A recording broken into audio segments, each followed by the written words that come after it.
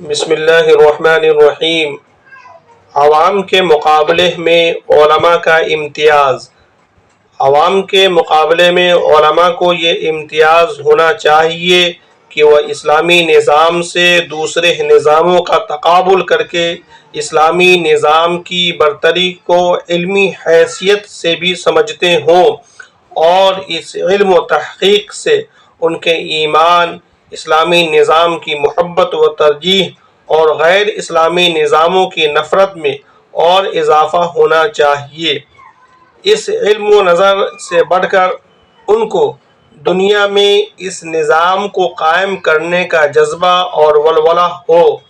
اور وہ اس کے پرجوش داعی اور مبلغ ہو،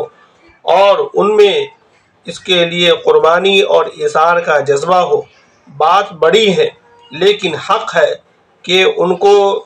اس کا ایسا جذبہ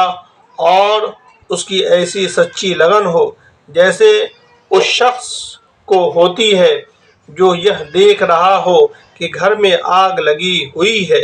سب بے خبر ہیں اور پانی صرف اسی کے پاس ہے، اور صرف اسی صورت میں کسی انقلاب و اصلاح کی امید ہو سکتی ہے۔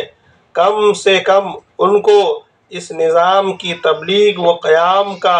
اتنا جوش اور اس کے لیے قربانی کا اتنا جذبہ تو ضرور ہونا چاہیے جتنا باطل نظاموں کے حامیوں اور مبلغوں کو ہے۔